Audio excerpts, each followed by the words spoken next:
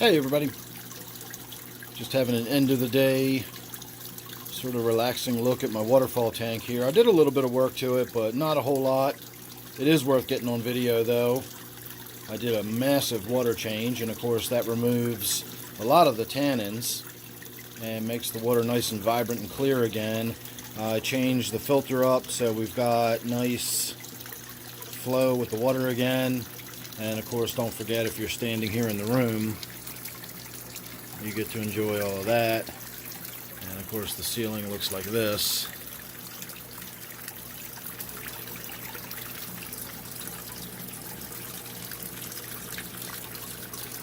So it really gives a very different sort of effect, not only on the waterfall tank itself, but on the entire fish room. And this of course is extremely bright. So you may or may not notice that piece of wood sitting there.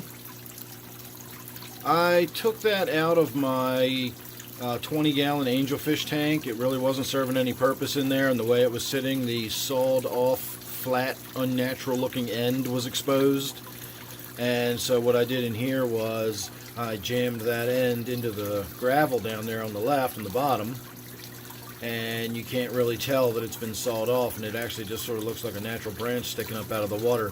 And it's a really good looking piece of wood. It does apparently have a little bit of Java moss on there, so I'm going to probably have to get in there and remove that. The Java moss will just eat the inside of your tank. I'm trying to grow out my water lilies a little bit. You can see them there on the surface of the tank. I'm getting some of those leaves floating. Now, I don't know if this is going to be the kind of lily pad that will actually produce the pads. And when I think of a lily pad, I think of one that has sort of an upturned ridge to create sort of a, sort of a floating dish, not just a leaf that is spread out on the surface. Now, that may just be one particular species, or that may be the way all water lilies do it, but that's what I'm kind of waiting to see if that happens. And the more I'm thinking about it, the more I think that I'm not going to see that, because I see water lilies and lily pads of this sort out at Pretty Boy Reservoir all the time when I'm out there kayaking. I even considered digging one up and bringing it home one time, but when I got over to it, I found out it was in about 5 feet of water, and it was just an absolutely massive plant. I would have needed to wait till the reservoir got significantly lower in water, and then I would have had to go out there with some serious digging equipment and so on and so forth to uproot that. So we'll just stick with the small bulb I purchased from the Home Depot, and we'll let it grow into the tank. I'm hoping we get to see some flowers on it eventually. I would absolutely love to see a lotus flower or water lily floating on the surface of this tank. If you'll notice, I removed all of the floating water sprite. I removed as much of the duckweed as I could. Of course, that means in a week or two I'll have to get in there and remove duckweed again. But that's alright. I've got the tank mostly open and clear now. And with the water nice and clear like this, again, these guppies are just absolutely amazing. I had the urge today to go and buy some guppies to put in this tank, but I've got an idea about some other fish that I may put in this tank, so I'm not going to commit to doing any new guppies yet. I'm not going to commit to anything just yet, but I do have an idea rolling around in my head. I did call a fish store today to find out if they had any of these particular fish in stock, and unfortunately they did not, but they were expecting their breeder to have some more by this weekend, so he told me to call back on Friday or Saturday. And so I'm going to do that, and if they've got them in, I think it'll be worth the drive. It's expensive. It's kind of a, I'm splurging on it a little bit, but I saw them about 9 months ago. It's a store I don't normally go to.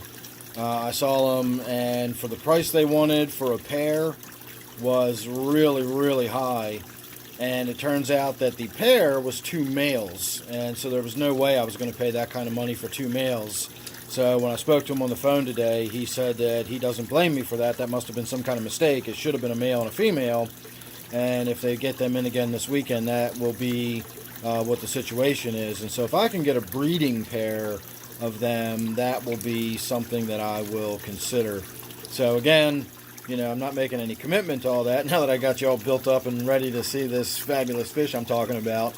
But we'll have to wait and see how that turns out. I did actually go so far as making the phone call today and talking to the guy out at the fish store. It's one that I don't normally go to. It's over an hour drive away from me.